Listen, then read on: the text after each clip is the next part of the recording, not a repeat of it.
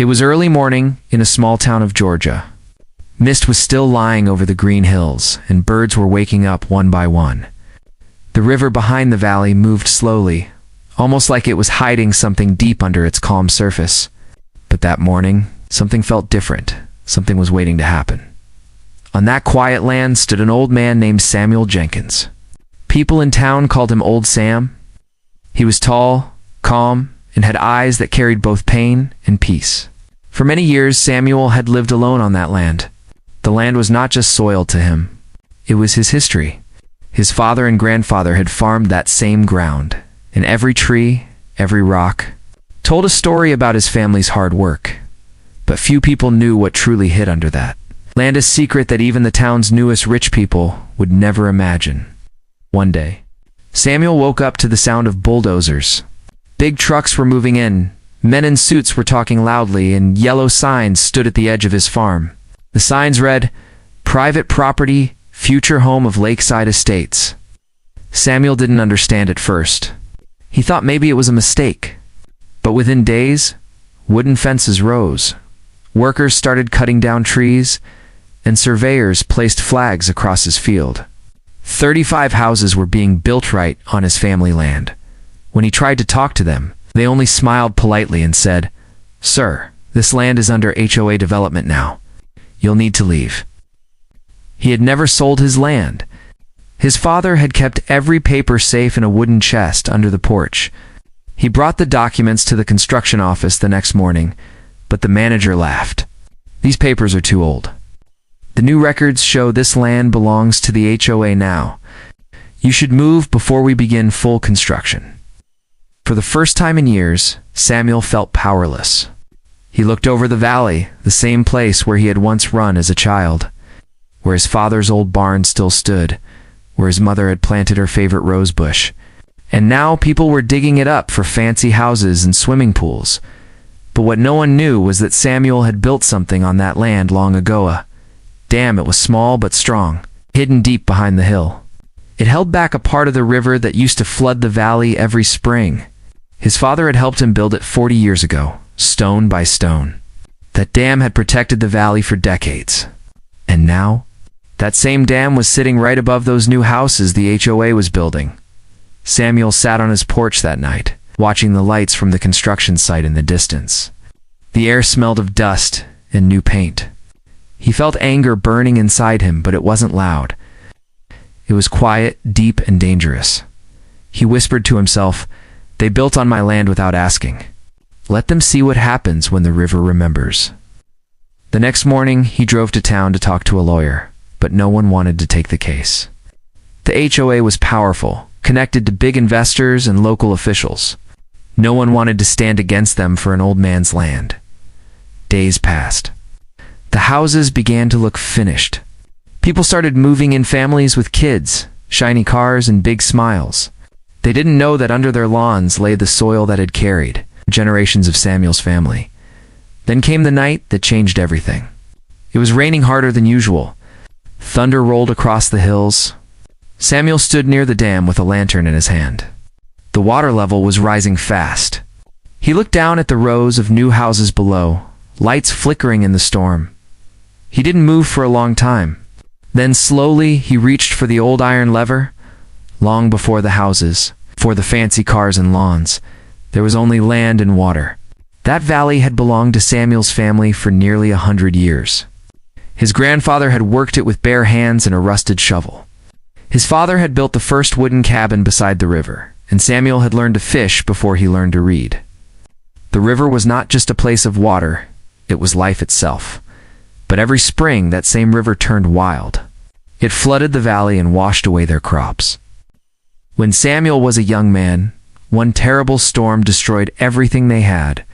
His father almost lost his life that night. So together, they built a dam stone by stone, mud by mud. It took 2 years. When it was done, the river became calm again. Their land stayed safe, and people in town started calling it the Jenkins Miracle.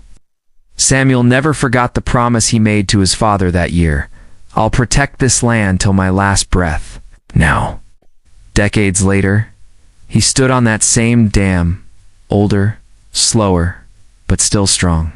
The world had changed. Men in suits now ruled what used to be farms. Paper and power had replaced honesty. They said his land belonged to the HOA, but Samuel knew what was real. He had touched that soil. He had planted it, watered it, bled on it. The dam was old but still solid. Beneath it, tunnels carried water through iron gates that only Samuel knew how to open. No one else in the town even remembered they existed. But Samuel remembered every rock, every crack, every echo of water hitting the stone walls. After the stormy night, Samuel sat inside his cabin beside the fire. The rain still beat on the roof. He took out an old photo, his father standing by the river, smiling. "You'd tell me to fight, wouldn't you, Pa?" He whispered. He tried to sleep, but he couldn't. The sound of machines outside kept ringing in his ears. The HOA men had taken everything, his peace, his home, his memories, and yet they never once looked him in the eyes. Next morning, Samuel went to see the new neighborhood. The place looked beautiful, white fences, colorful mailboxes, children riding bikes, but to him, it looked wrong. Every house stood like a scar on his heart. A young couple waved at him, smiling, not knowing who he was. "Beautiful day, sir," the man shouted. Samuel nodded silently. "Beautiful day. Yes, but built on stolen ground." He walked to the edge of the valley and looked up toward the dam. A quiet thought began to form in his mind, like a whisper he didn't want to hear. What if they felt the river again? Days passed, but the whisper grew louder. Every evening, Samuel climbed the hill to check the dam. He would run his hands across the stones, feeling the cool, wet surface. The water level was high, higher than it had been in years. If he opened the gates, even a little, the water would rush down the valley. He didn't want to hurt anyone. He wasn't a cruel man, but justice. Justice had to speak somehow. That night, he dreamed of his father again. In the dream, the old man stood by the river and said, "The land will always remember who cared for it, son." Samuel woke up, shaking. Maybe the land was ready to speak to, so the next morning, he packed a small bag, took his lantern, and walked toward the dam. The sky was heavy and gray, clouds rolling like dark smoke. He stood there for a long time, listening to the deep rumble of water behind the wall. He spoke softly to himself. They think they can take everything, but they can't take the river. And with that, he turned the first lever just a little. A deep sound came from below, like the earth was breathing again. Water began to slide through the gates, slow and secret. No one noticed yet. The valley below still looked peaceful. Children played, dogs barked, people smiled. But up on the hill, the river had started to move. The first sign of what was coming. The morning after Samuel opened the lever, the valley looked calm to calm. The sun shone softly over the new houses. The lawns were fresh, and children's laughter filled the air. But deep underground, the river had already begun to change its path. The sound of the water had a new rhythm, slow, heavy. Growing stronger with each passing hour, Samuel stood on the hill, watching quietly. His hands trembled, not from fear, but from the weight of what he had done. He hadn't opened the gates, completely, only enough to remind them that nature was still alive. But the water didn't listen to men. Once it began to move, it decided its own story. Down below, people of the lakeside estates had no idea what was coming. They were busy decorating their homes, taking pictures, posting them online. "Our dream house by the lake," they wrote. Ironically, none of them knew that the lake wasn't meant to be there at all. It was the river's prison, and now it wanted its freedom back. By noon, Samuel noticed the first signs. Small streams of water began to slide down the dirt road near the valley's edge. The soil looked darker, heavier. He knew it wouldn't take long before the cracks grew wider. Still, he didn't panic. He just watched, silent as a witness to something old and powerful. He went back to his cabin and made tea. His hands were steady again. On the wall hung his father's hat and an old photograph of their family beside the dam. "You kept your promise, Pa," Samuel whispered. "You told me this land would speak when it's time. I think it's speaking now." Meanwhile, in the HOA office at the end of the new neighborhood, a woman named Mrs. Carter was reading a complaint report. "Some of the yards are flooding," she said with a frown. Probably a pipe issue. Call maintenance. By afternoon, the pipe issue had turned into a rushing sound. Small ponds began to form between the houses. The kids thought it was fun at first. They played in the puddles, splashing each other. But within hours, the puddles turned into knee-deep water. Panic started spreading. Call the county, someone shouted. The drainage system isn't working, another yelled. But no one thought to look up toward the hill where Samuel stood. Leaning on his cane, watching the river reclaim its way, the rain began again that evening, soft at first, then harder. The dam, now half open, felt the pressure. The stones groaned, the water roared. Lightning cut through the sky, and for a second everything turned white. Samuel's face glowed in the flash. He looked calm, almost peaceful. Then came the sound, the deep, thunderous crack of stone breaking. The dam's oldest section gave way, and the river rushed forward like it had been waiting its whole life. Water spilled down the valley in a silver wave, shining in the STORMLIGHT. In the town below, people screamed and ran for their cars. The new homes, the same homes built on Samuel's land, stood helpless as water crashed through their doors and windows. The dream neighborhood became a riverbed once more. From his hill, Samuel watched it all. His eyes were wet, but not from the rain. He didn't smile. He didn't laugh. He only whispered, "Now they'll remember whose land this was." By midnight, the storm had passed. The valley was quiet again, but different now. The lights were gone. The fences had fallen. Sound of water moving slowly filled the silence. Samuel walked down the muddy path, his lantern swinging beside him. When he reached the first ruined house, he stopped. Toys floated near the porch. A family photo lay half-soaked in the water. He picked it up and looked at it, two parents and a small boy smiling. His face softened. He placed the picture on a dry rock and said softly, "I didn't mean for it to be like this." The next morning, the news spread fast. Flood destroys new neighborhood officials, blame dam failure. But no one knew who had opened the gates. The town only saw the damage. No one saw the man behind it. And on that hill, Samuel Jenkins disappeared, leaving behind only the sound of the river flowing free again. The morning after the flood, the valley looked like a broken mirror. Houses leaned sideways, trees lay uprooted, and water still glistened over the roads. The sound of sirens echoed in the distance. Rescue teams arrived from nearby towns, their boots sinking into the soft, wet ground. The smell of mud and rain hung heavy in the air. Reporters crowded the area, holding microphones and asking the same question again and again. How could this happen? Who's responsible? The HOA managers stood helplessly beside their ruined offices. Mrs. Carter, the woman who had once smiled confidently at her desk, now stared at the wreckage in disbelief. She had never seen such destruction. The official statement was short. An old dam upstream failed during the storm. The cause is under investigation.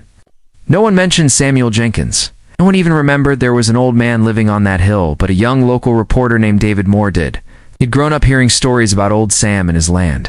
As he walked through the flooded streets, camera around his neck, something didn't sit right.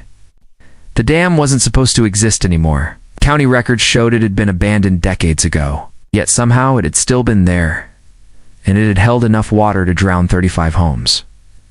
David decided to go up the hill. The road was muddy and broken, the trees bent from the wind. When he reached the top, he found Samuel's cabin standing quietly, untouched by the flood. The door was open, and inside, everything looked neat, as if the owner had just stepped out for a moment. On the wooden table lay an old lantern, a teacup, and a single photograph, Samuel's father standing beside a young boy by the river. Under the photo were faded land papers, still dry. David picked them up and read the name. Property of the Jenkins family, 1901. He felt a chill. The HOA's land claim had been based on false records. This land had always belonged to the Jenkins family. Somehow someone had erased that truth from the county system. David took a few photos for evidence, then looked toward the dam. It was cracked open now, its stones scattered across the valley like old bones. He noticed a metal lever, rusted but still strong, half buried in mud. He knew what it meant. Someone had opened it by hand. That night, this article hit the local news site. Did the HOA build on stolen land? Hidden Dam may hold the truth. Within hours, it went viral. People demanded answers. The HOA officials tried to deny it, but the photos of the land deed were undeniable. The county office opened an investigation. Reporters from nearby cities flooded in. Meanwhile, no one could find Samuel. Some said he had drowned in the flood. Others claimed they saw him walking toward the forest before dawn. No one really knew. But everyone was talking about him, the quiet man who had lived alone. His land had been stolen, and who might have unleashed the river itself. Days turned into weeks. The investigation grew bigger. County officers found that the HOA had bribed a surveyor to change property boundaries years ago. They had built those 35 homes illegally. David visited the dam again, this time with police officers. They found Samuel's footprints in the mud, leading toward the woods. But they ended near the riverbank, where the water ran clear and calm again.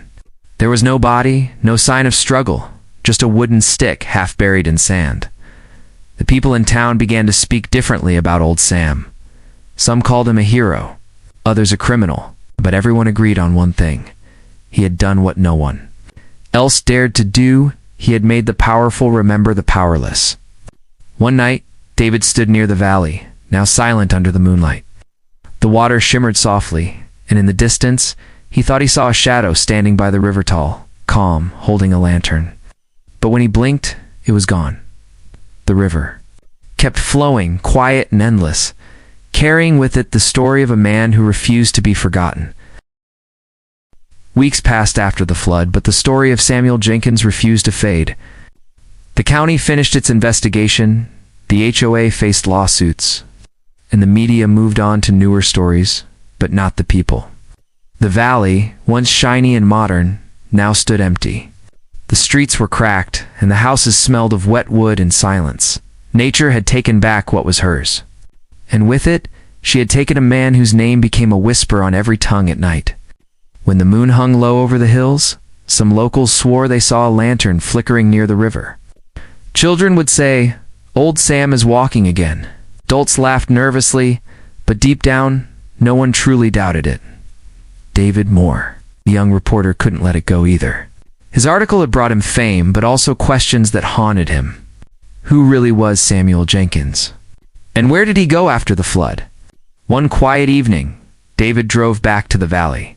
The air was cool and mist rolled across the ruined fields.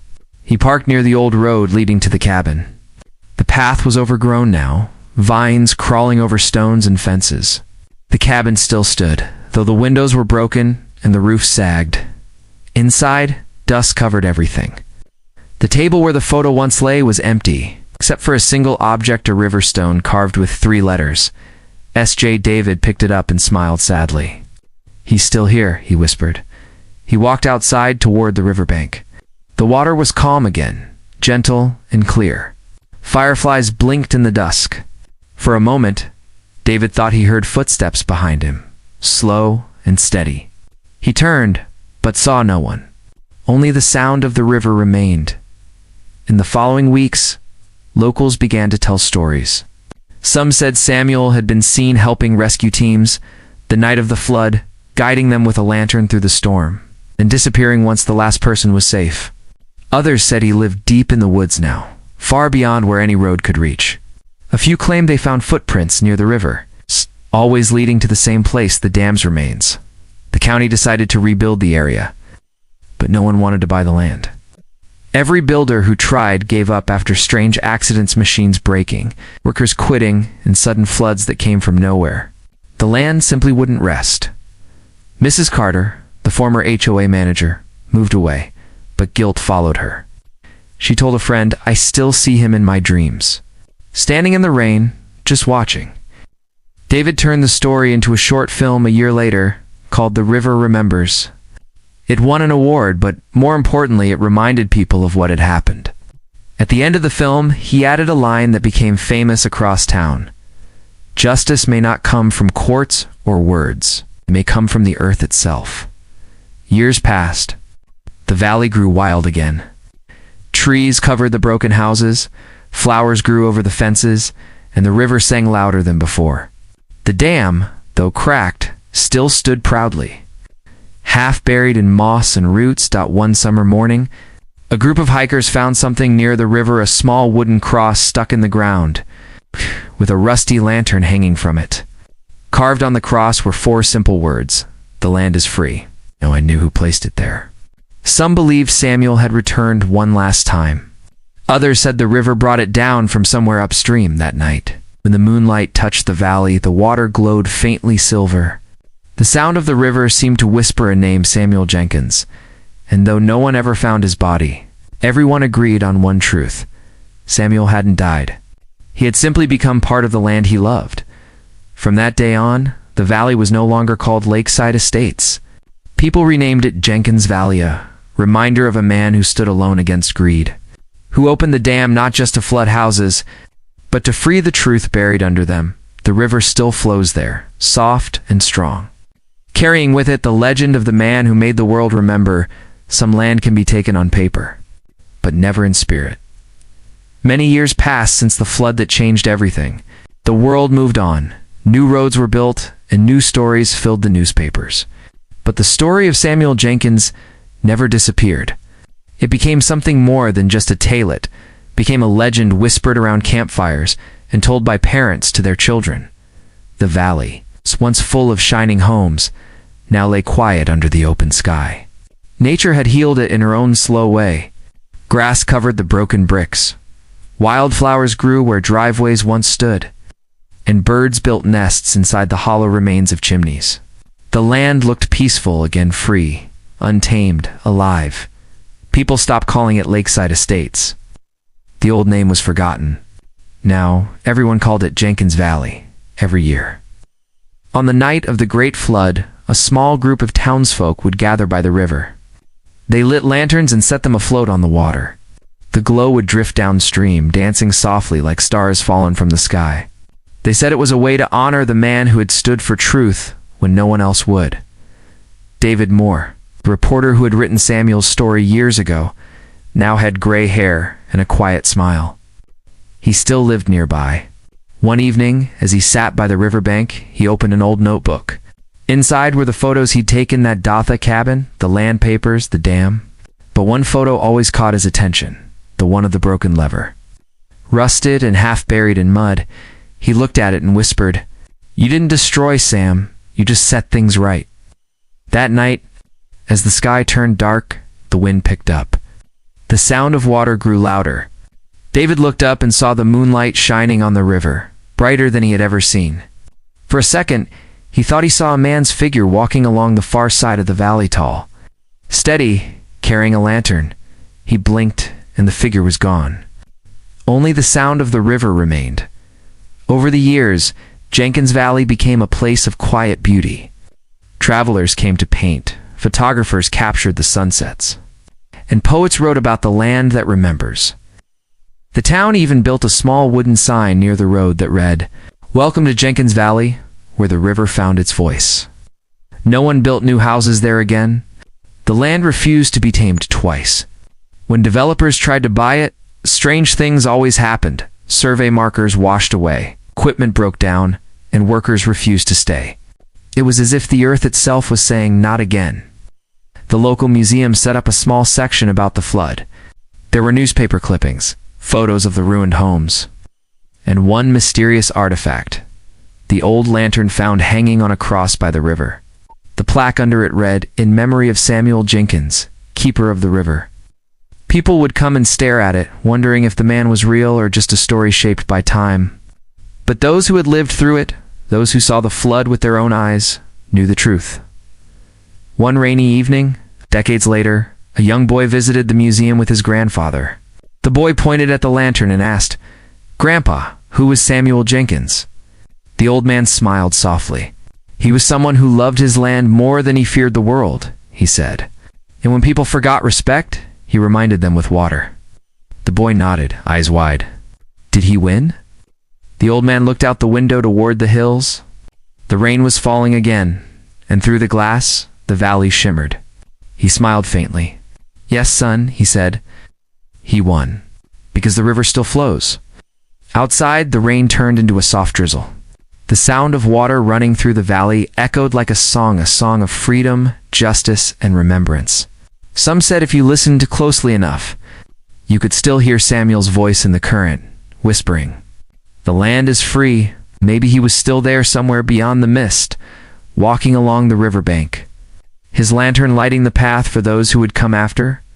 The river would keep flowing, as it always had, carrying his story through time. And so, the legend of Samuel Jenkins, the man who opened the dam and watched it flow, became eternal proof that one man, standing for what's right, could make even the river remember his name.